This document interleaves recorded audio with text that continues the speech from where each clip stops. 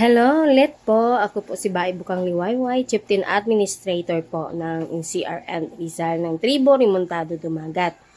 Ngayon po ay akin pong isisend po ito at isasubmit ulit po kay Jennifer Pia Sibuglas, ang chairwoman po ng NCIPIN po. Ito po ay project po namin sa Napindan, Taguig. Ito po ay project name po namin. Send ko na po ito kay Ma'am Liza. Ito po yon. Sierra Madre Homes in the City. Napindan, Taguig City po. Remontado Dumagat. NCR Rizal Sectoral Tribal Council. Ito po yung aming projects. Ito po yung mapa po namin. Actually po, na-send na po namin ito kay ito po kasi ang area po kasi na ito ay kaya ko po ito ginawa kasi gawa na ito po ng auntie ko po na positioner po dito for almost 30 years po ay ito po ay kanyang taniman din po ng gulay. So until now, siya po nakaposisyon po dyan. So napag-usapan po kasi namin na gagawin namin pong project na bahay po dito para sa mga Tribo Remontado Dumagat.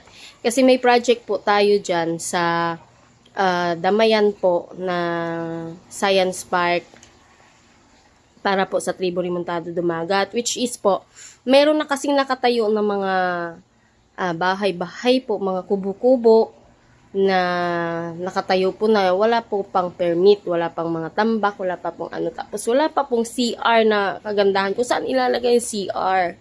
Wala pa pong gano'n. So, basta na lang po nakatayo sila. I don't know kung bakit hinahayaan po ng munisipyo ng Taytay na gano'n na pong mangyari. That's why po, nag-complain po ako sa Taytay.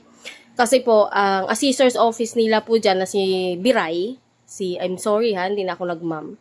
Kasi hindi naman po siya dapat tawaging ma'am dahil illegal po yung mga ginagawa po.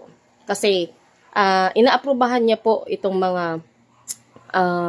nagtatayuan dyan, basta po may pera lang. At the same time, kaano niya po, kasama niya po itong Peace Be With You.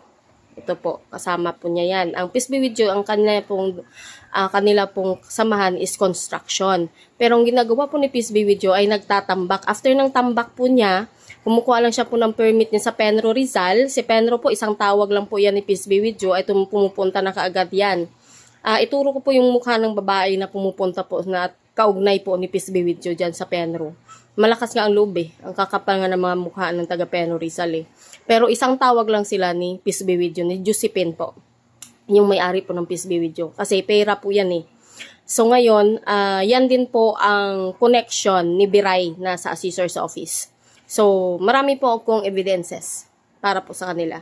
Kahit ako po ay pwede ko pong ituro yan. At kitang-kita po ng mga mata ko yan. So, ito po yun.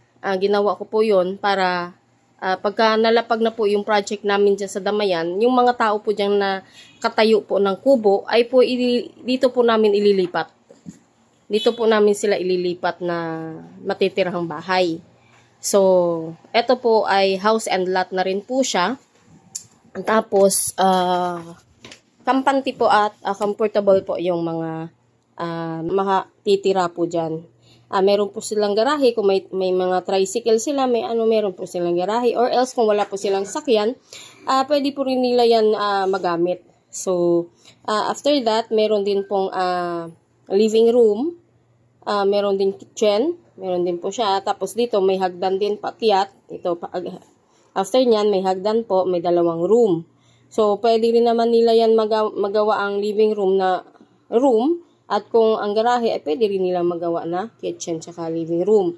So, nasa kanila po. Basta po kampante po. At mag-comfortably po ang bawat Pilipinong pamilya na maninirahan po sa kanilang mga bahay. Ayan po. At ang bayad lang po nila dyan ay depende po sa kakayanan po nila. Hindi po tayo pwedeng mamilit po sa kanila kung magkano lang po. Pero, syempre po, magbabayad sila dahil hindi naman po libre ang aking architect, hindi naman libre engineer ko. At the same time, ay sumunod po sila sa batas po ng tribo. Ayan po. So, idaan po natin sa tama na maging nakakaluwagan naman ang buhay ng bawat pamilya. Yan po siya. So, ayan po yung project po namin dyan sa Napendan.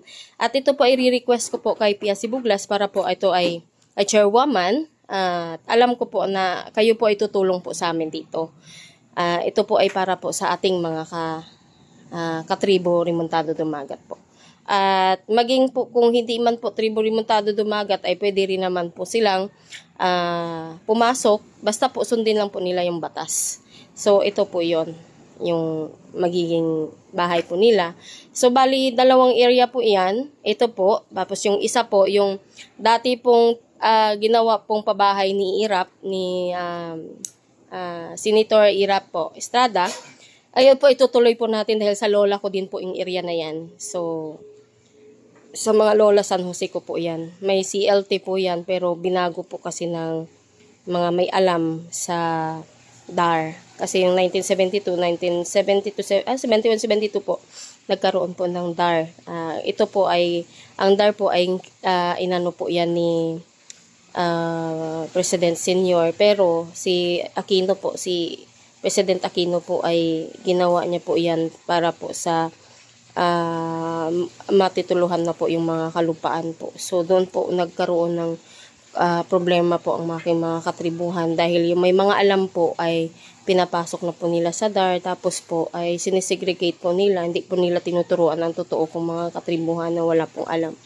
So ito po yon. So alam ko po na tutulungan po kami ni Chairwoman Pia Sibuglas na matuloy po ito para sa mga tribo Remontado Dumagat ko po. At sa project po namin na nakatayo na po dyan na basta nakatayo na lang po, wala pong tamang proseso. Basta po nakapera po yung nakaupo dyan sa pamalaan na yan, si Biray. Sa Scissors Office, si Josephine po ng Peace Be With You. At maging taga-Penro. Taga-Penro, ayusin nyo po yung trabaho nyo. 2020 pa po kami nag-ayos dyan. Ay wala pa po kayong sagot. Yung pala ay binebenta ninyo dito sa mga mangmang na mga tao na itong walang alam. At the same time, yung area po namin dyan sa Sitio Lambak ay talaga naman kayo. Talagang binenta na naman ninyo sa KFC. Ayusin nyo po, taga Penro. Penro Rizal, INR. Ayusin nyo po Sinabi ninyo, hindi kayo basta naglalakad at hindi po kayo basta na nagbibigay ng mga illegal. Pero sa 10 hectares po ni Mr. Z ay ayusin nyo po at okay na po ba? Ayos po ba yan para sa inyo? Okay po. So, taga Penro akin lang pong paalala. At saka si Sir Ramil po, Olimpiada, gusto po kita makausap po tungkol po dito sa aming dokumento. Salamat po and God bless sa lahat.